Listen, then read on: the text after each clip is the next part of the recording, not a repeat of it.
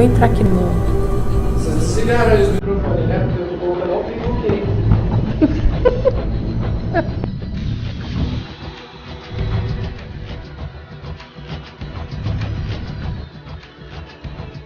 Olá pessoal, bem-vindos ao Conexão X, bem-vindos à TV Galáctica. Estou aqui com quem? Walter Trebtes, né? Meu amigo, companheiro de jornada por anos a fio, nosso coordenador master do Grupo Cron, sempre trazendo muito esclarecimento, e hoje nós vamos falar de um ópio, o poder.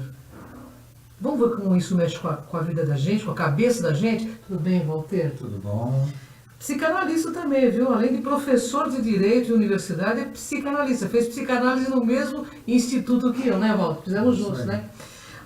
Walter. Só aumenta a minha responsabilidade. Mas você tem muita, você é uma pessoa muito plugada em consciência, muito generosa em contribuir conosco, né? Compartilhando todas essas informações. Muito obrigado. Walter, vamos falar o que é poder. O que é essa coisa chamada poder que tanto mexe com a cabeça das pessoas?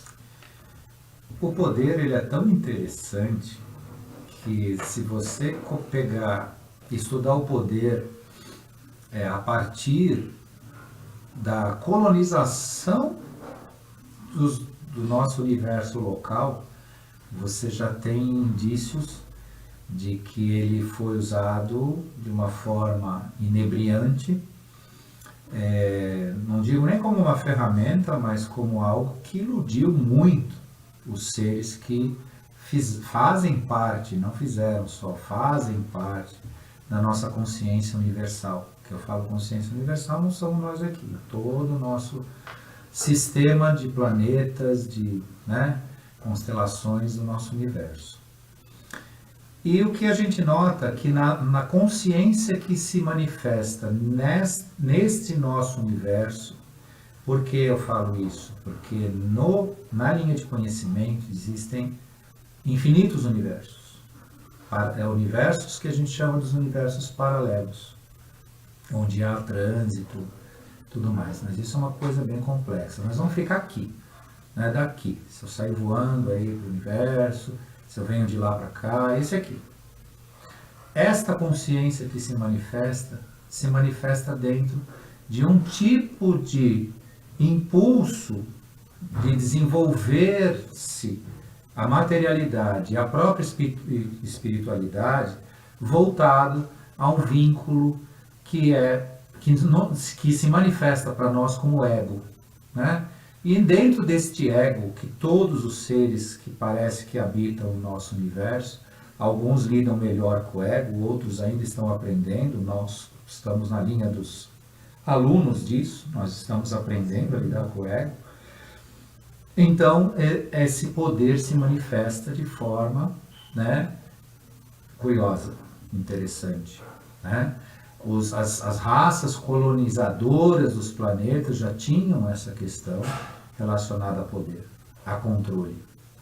E de certa forma, se você quiser entender isso racionalmente, olhar lá atrás, mas por que o Criador, o grande arquiteto do universo, Deus, seja como for que se expressa no seu conhecimento e no nosso, fez fazer valer esta emanação, deu-se a isso, como uma forma, pela qual você reúne um interesse único dentro de um propósito. Lá na origem o poder fala isso, porque quando foi colonizada a nossa existência, há 4 bilhões de anos atrás, eu falo a nossa existência, inclusive o sistema solar, em que a primeira raça de seres biologicamente, que eram os reptilianos, biologicamente manifestos, eles tinham, como geneticistas e raças colonizadoras, esse princípio, porque eles levam até hoje. Até hoje nós temos esse reflexo dessa manifestação de poder. Mas por que tinha isso? Isso era um defeito? Não. Era a necessidade de centralizar um propósito. E dentro desse propósito centralizava o quê? Uma força única para aquele propósito acontecer. Porque se a coisa fosse no nível consciencial que existia na época, fosse pulverizada, ou seja, não se centralizava algo em torno de uma única força e uma força impositiva, que é o princípio do poder que a gente vê por aqui ainda hoje, você não tinha o resultado do propósito. Obviamente, quando você fala de expansão de consciência, de luz, de outros mecanismos de conhecimento e de contato consigo, com o universo, o poder passa a não ser nem ferramenta e nem próprio a essa existência. Por isso que hoje, e já há alguns séculos, ele é tão questionado, porque saibam vocês, o poder não é questionado nesse século, nessa década, e sim, há já vários séculos ele vem sendo questionado de alguma forma, né, posto à prova. Só que continuou, né, numa centralização governamental e tudo mais, ideológica e tal, e que ainda hoje se manifesta de uma forma impositiva para certos fins. Mas a nossa percepção nesse estágio de expansão de consciência faz com que a gente perceba que o poder não é mais a ferramenta, agora eu falo de ferramenta sim, né? Ou o propósito pelo qual precisamos. Por quê? Porque hoje não é uma consciência que leva as demais, é cada um responsável pela sua própria consciência, né? Na época, aí falando dos reptilianos, na época de Jeová, na época dos grandes faraós do Egito, na época onde se desconstruiu o politeísmo para o monoteísmo, ou seja, crer em um único Deus, tudo isso, toda essa questão de poder, era necessária para quê? Para centralizar um foco, né, uma finalidade. Né? Hoje a nossa expressão está, né, cada vez mais se expandindo mais. Né? Então hoje é o contrário, né, do que se tinha antigamente. Você precisa de processos nos quais cada criatura, cada expressão espiritual se tenha consciência de si, né? E não seguir, né, em torno de um propósito em relação a, por exemplo, a seguir, né, a mente ou a ideia, seja de uma religião, seja de quem quer que seja, né? Então, por quê? Porque falando do poder religioso, né, dentro da religião, como é que se manifesta o poder religioso? Né? Você precisa prender a mente ao entendimento, à expressão das pessoas dentro de um dogma. Senão aquela religião não prospera. Imagina se eu, dentro de uma igreja, vou permitir que se fale o que quiser, de qualquer jeito, de qualquer forma. O que eles fazem, sob o ponto de vista do propósito deles, até é coerente. Agora, basta você saber se você quer aquilo ou não. Ponto. Então, assim, se eu vou criar uma religião, criar uma forma de crença, eu preciso usar de um certo poder centralizador naquele propósito, senão não prospera. Né? Aquilo se dissolve. Né? Então, os mecanismos de poder indicam isso.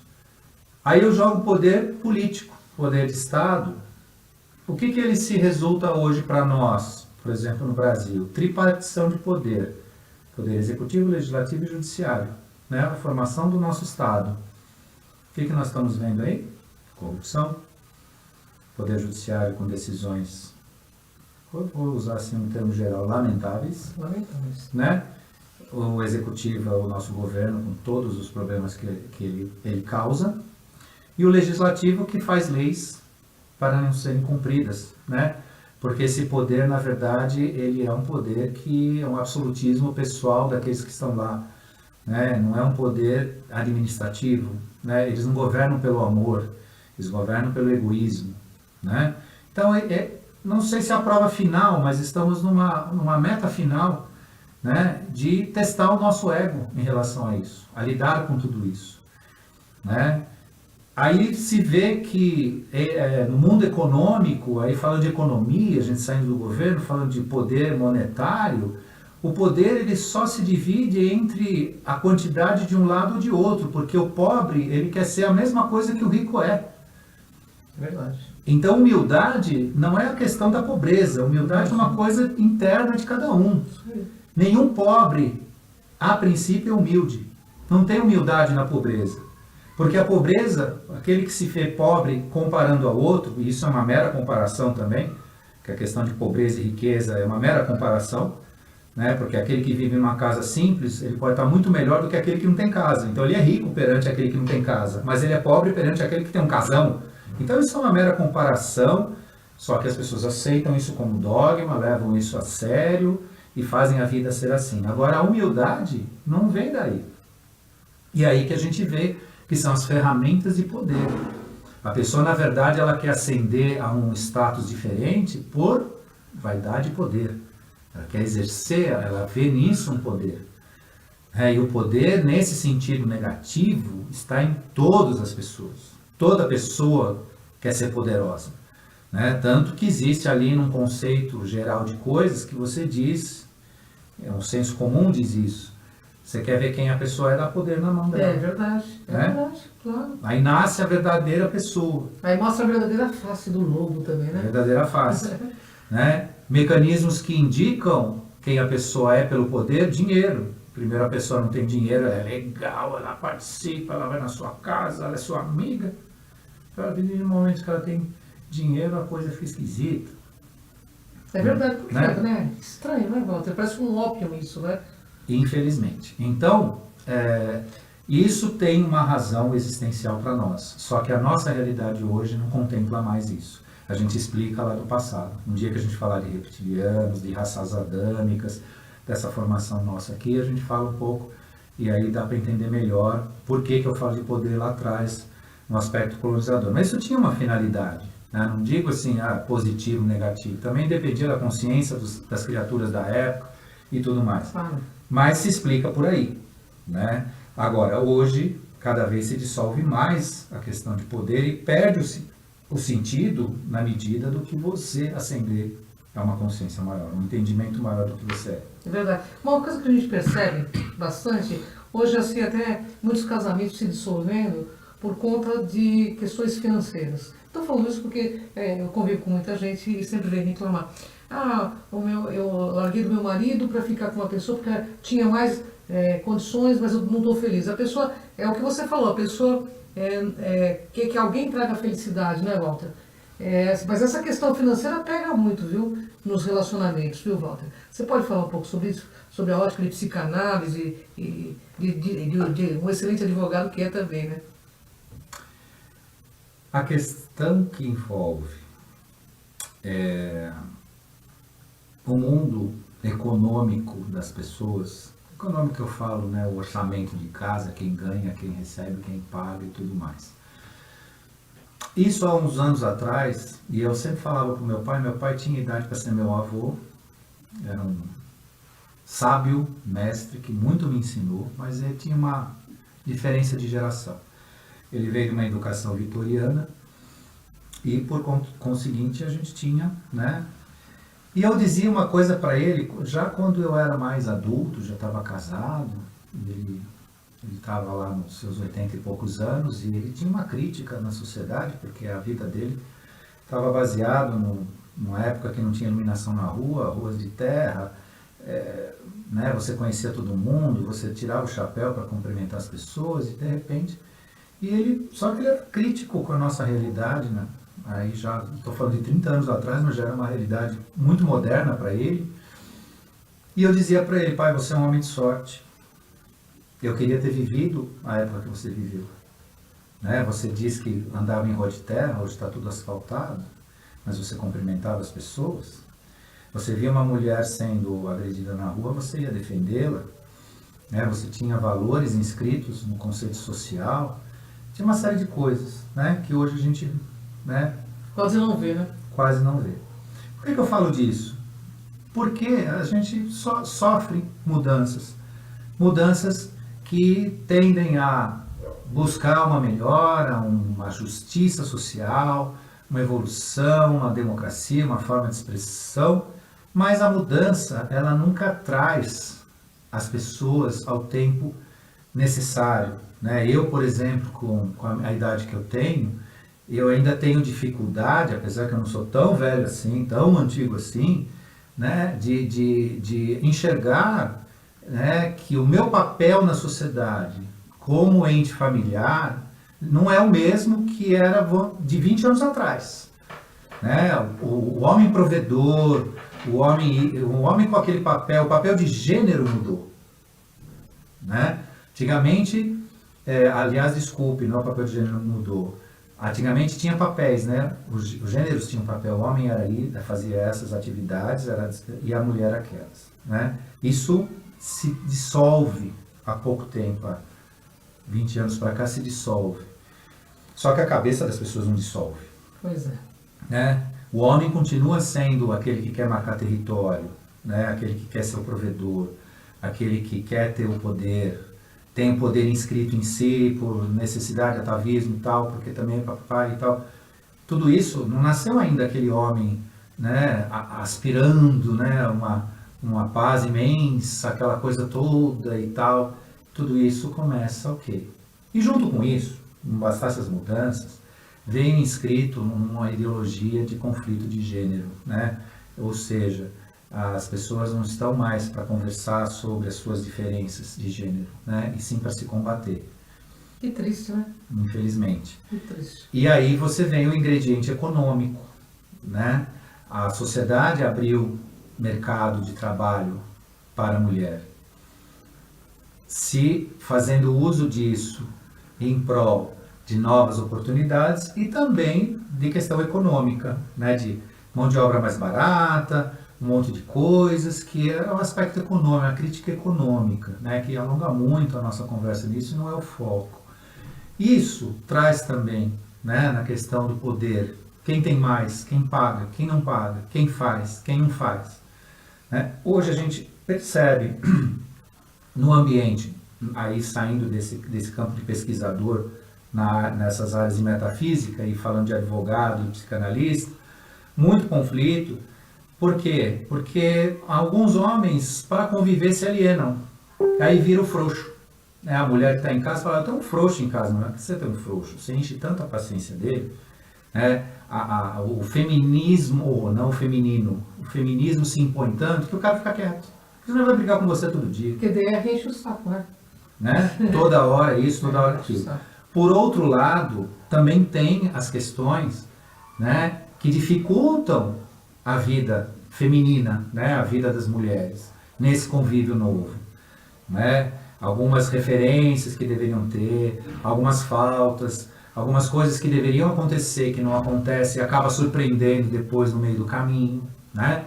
Então assim, eu não educo, eu não falo, eu não questiono, de repente, pá, o problema está lá. Não é quem resolve e quem faz. Né? Tem a enganação do princípio da busca da felicidade, ninguém busca a felicidade em lugar nenhum. Né? Felicidade é consequência daquilo que você faz, se você fizer bem feito.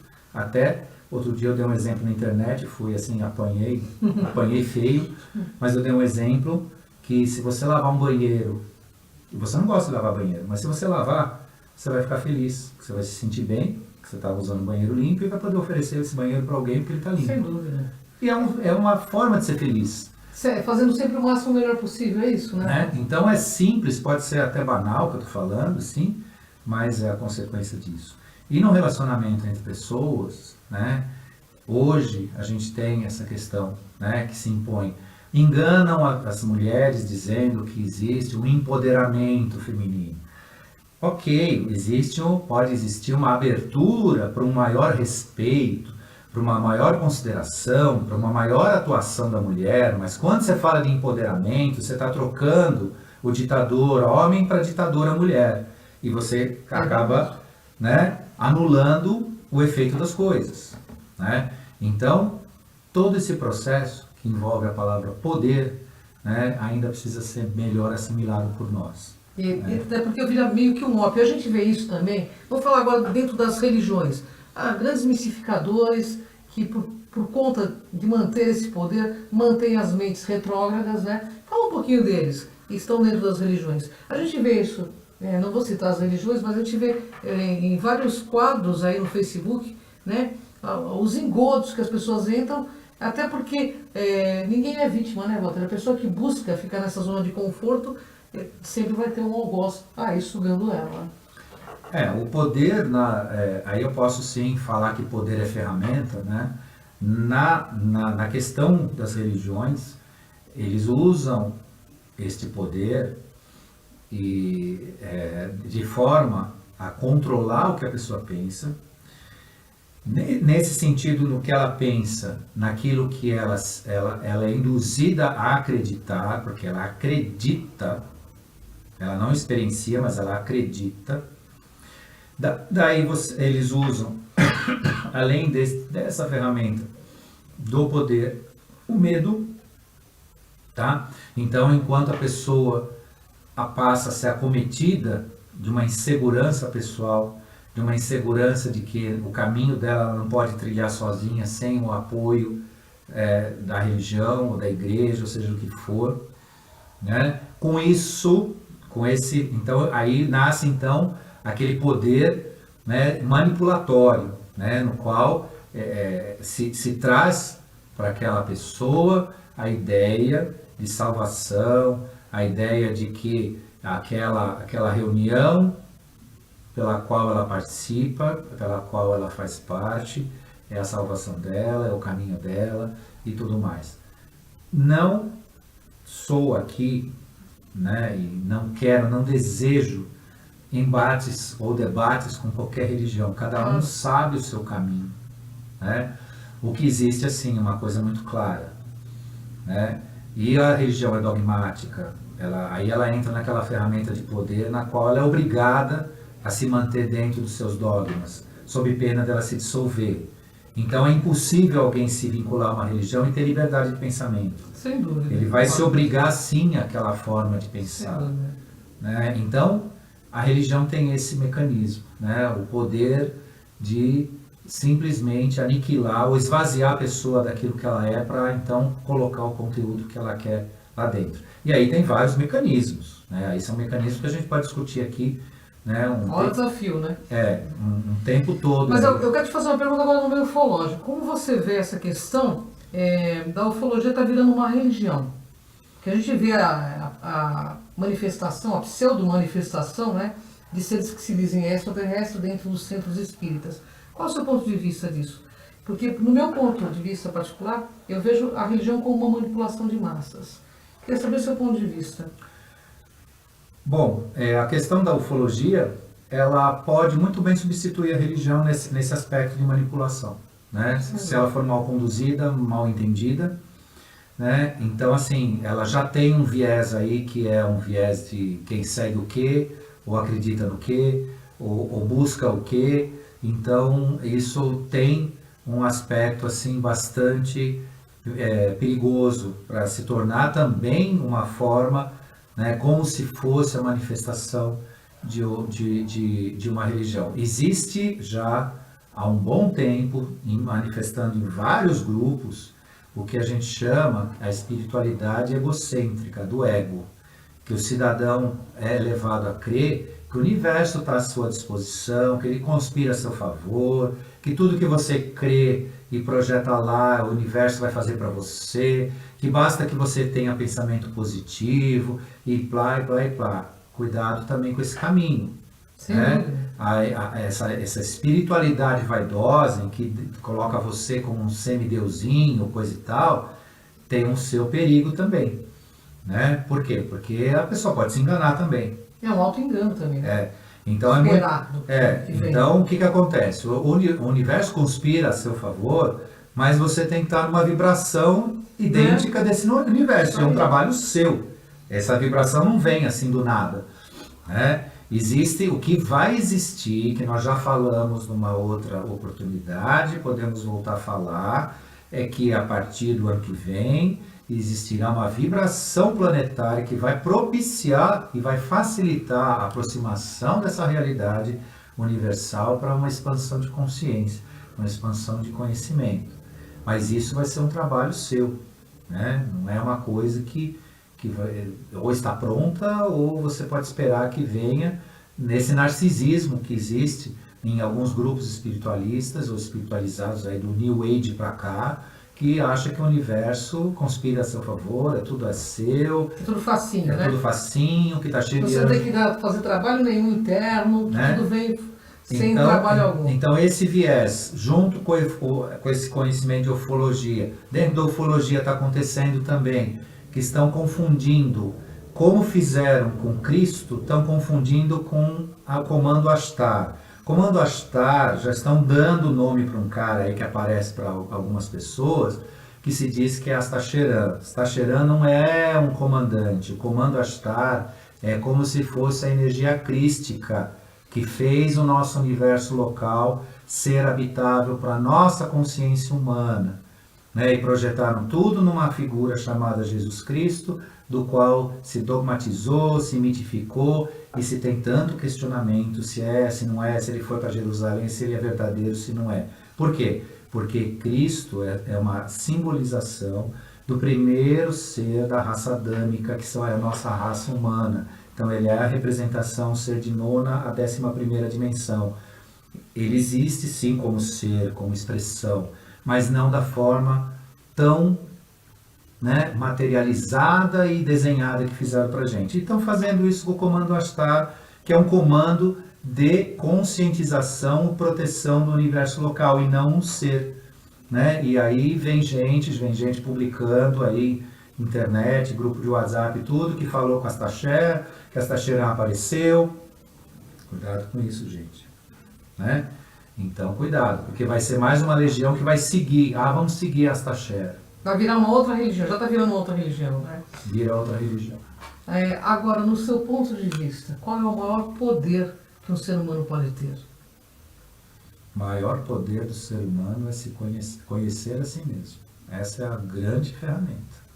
E digo para vocês, esse poder vai fazer com que a gente converse com qualquer ser do universo. Enquanto não existir esse mecanismo, você não vai falar com ninguém, ninguém vai descer em espaçonave querendo bater papo com você, marcar reunião, esquece. Se você não se conhecer, e eu digo a vocês uma coisa, se vocês aportassem em algum planeta e encontrassem criaturas lá que não sabem quem elas são, o que vocês iam fazer? Né? E falar, pô, um bando de Zé Ruela aqui, né? O que eu vim fazer aqui? O que eu vou ganhar com aquilo? Eles não sabem nem o que eles são. E é a mesma coisa que a gente sofre aqui com eles lá. Quando eles aportam aqui para se aproximar da nossa consciência e percebem, eles vamos aguardar, porque eles exercem o princípio da não interferência, né? E então é o que a gente tem. O maior poder que a gente tem é o autoconhecimento. É saber quem somos nós na essência. Porque nós não somos apenas isso que nós estamos vivendo agora. Você tem um passado enorme. Muito secular, né? E isso você precisa resgatar. É isso aí, pessoal. O dia que a mensagem clara que é deixada aí, o dia que vocês se encontrarem, nós nos encontraremos. Então, é por aí. Autoconhecimento é libertador. Olha só o sentido da frase, libertador. Né? Porque você consegue entender as imaturidades tua e a dos outros. Então, você tem menos expectativas. Estou aqui com o Walter Trebitz, que vai deixar agora a mensagem dele final. Walter, deixa sua mensagem final para o nosso pessoal, que a gente já está terminando. Eu quero aproveitar a palavra libertador. Usar a questão semântica, o que é? Você analisa a essência da palavra. Dor, o que é dor no português? Lá, quando você pegar o estudo português, é o aparelho. Tudo que é aparelho, liquidificador, tudo que movimenta é dor. Libertador. Salve-se daquilo que te controla, dos aparelhos que te controla. Aparelhar o mundo para te prender. Por isso que é libertador. Porque você está envolto ou envolta, se você for uma menina, você está envolta, né, de sistemas que te aprisionam, né, de aparelhos, de mecanismos. E aí eu uso a palavra semântica para fazer não um trocadilho, mas uma explicação, né, mais ampla. Livre-se daquilo que te prende, né? E é só por intermédio da consciência, da percepção, né, do saber, né, da busca. Então, libertador. Vamos deixar as ferramentas de lado para ter uma consciência de si. Gratidão, Walter, uma honra enorme estar contigo. Você quer deixar algum contato para o pessoal? Pode ser o meu e-mail, é Walter com W, tem um H depois do T, então é Walter com TH, Walter com TH, adv@hotmail.com. Por favor, não esqueçam do H. Sem o H não vai para mim. Tá? Walter, você está no Facebook também, né, Walter? No Facebook é meu nome direto. É só digitar lá Walter Trebitz, vai me achar. E pode entrar na minha página, tem alguns pensamentos, algumas coisas. E estamos aí. É isso aí, pessoal. Como disse o Walter, libertador, não é? Pessoal, até o próximo Conexão X e fica plugadinho na TV Galáctica aqui com a gente, tá bom? Até a próximo programa.